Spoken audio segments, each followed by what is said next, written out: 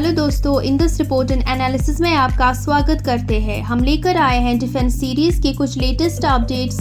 पहले अपडेट के बारे में बात करें तो एयरबस यूरोड्रोन डेमोन्स्ट्रेशन का इस्तेमाल करके इंडियन मार्केट में एंटर करने की कोशिश कर रहा है। जी हाँ दोस्तों, एयरबस 2025 में एरो इंडिया एयर शो में अपने यूरोड्रोन मेल यूएवी को इंडिया में प्रदर्शन करने जा रहा है, जिसे उसका Indian unmanned arrear vehicle UAV market में इंटरेस्ट हाईलाइट किया जा रहा है। यूरोड्रोन जर्मनी, फ्रांस, इटली और स्पेन के बीच एक जॉइंट वेंचर है जो यूएवी टेक्नोलॉजी में एक महत्वपूर्ण एडवांसमेंट है, जो इंटेलिजेंस, सर्विलियंस और रिकॉनेसेंस आईएसआर में अनमैच्ड कैपेबिलिटीज ऑफर करता है।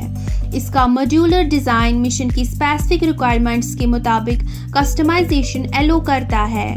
ट्विन इंजन यूरोड्रोन को एमबीडीए, एक्रन, एलपी मिसाइल जैसे वेपन्स के साथ ऑप्शनल तौर पर आर्मर्ड किया जा सकता है, जिससे उसकी ऑपरेशनल वर्सिटिलिटी एक्सपैंड होती है। India already USA 31 MQ-9B UAVs के लिए नेगोशिएट कर रहा है और इसराइल से हेरन मार्क 2 और हमीज 900 यूएवीज के ऑर्डर्स प्लेस कर रहा है। ये कंपनी इंडिया के यूएवी डेवलपमेंट जर्नी में एक स्ट्रैटेजिक पार्टनर भी बन सकता है। एक और अपडेट के बारे में बात करें तो ब्रह्मोस एरोस्पेस डीआरडीओ के 80 किलोन्यूटन इंजन के लिए जरूरी पार्ट सप्लाई करने वाला है। डीआरडीओ के 80 किलोन्यूटन इंजन प्रोग्राम के लिए आफ्टर बर्नर लाइनर असेंबली और एसेंशियल टूलिंग और फिक्सचर सप्लाई करने के लिए ब्रह्मोस एरोस्पेस तिरुवनंतपुरम लिमिटेड ने एक कॉन्ट्रैक्ट सिक्योर किया है। प्रोजेक्ट डीआरडीओ के एफर्ट्स का एक बड़ा हिस्सा है ड्राई कावेरी इंजन के लिए एक नए आफ्टर बर्नर मॉड्यूल डेवलप करने का, जो एक LCA तेजस ट्रेनर एयरक्राफ्ट को पावर करेगा। डीआरडीओ और इंडियन इंडस्ट्री के बीच का ये पार्टनरशिप एरोस्पेस प्रपल्शन में ज़रूरी है, क्योंकि ब्रह्मोस के एडवांस्ड मैन्युफैक्चरिंग और प्रेसिशन इंजीनियरिंग के एक्सपर्टाइज की मदद से इस प्रोजेक्ट के लिए ज़रूरी high quality after burner liner assembly deliver करना क्रूशियल होगा।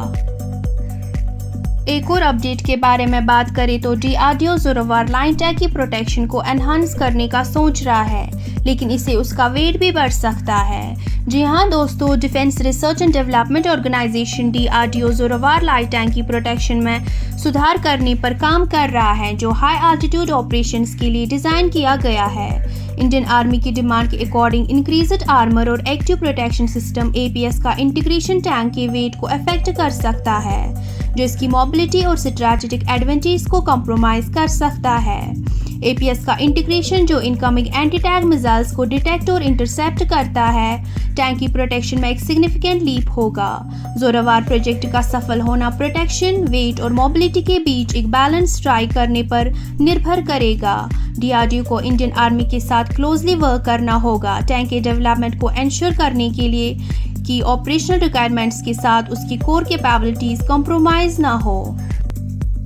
आखिरी अपडेट कुछ इस तरह है। डसो ने प्लानिंग की है कि MRF इनिशिएटिव के बाहर इंडिया में अपग्रेडेड राफेल को ऑफर करेगा। जी हाँ दोस्तों, राफेल फाइटर के मैन्युफैक्चरर डसो एविएशन इंडिया के medium range fighter aircraft MRFA program के लिए F4 स्टैंडर्ड का हाइब्रिड वेरिएंट ऑफर करने की प्लानिंग कर रहा है। फ्रेंच एरोस्पेस गेंट ने पहले इंडिया को 36 एयरक्राफ्ट डिलीवर की है, जिसमें F4 स्टैंडर्ड में इंडिया स्पेसिफिक एनहांसमेंट्स शामिल है। बेसलाइन F3R कॉन्फ़िगरेशन के ऊपर प्रपोजल डसो को MRFA कॉन्ट्रैक्ट के लिए एक स्ट्रॉन्ग कंटेंडर बनाता है, जो इंडिया को कटिंग एज टेक्नोलॉजी का एक्सेस प्रोवाइड कर रहा है। कंपनी ने राफेल को कम्प्लीमेंट करने के लिए एक ड्रोन डेवलप करने में भी इंटरेस्ट एक्सप्रेस किया है।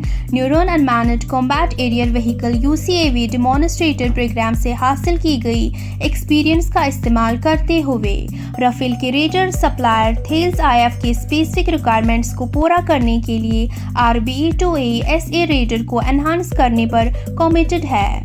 आज के अपडेट्स में बस इतना ही। मिलते हैं अगले अपडेट्स के साथ अगली वीडियो में।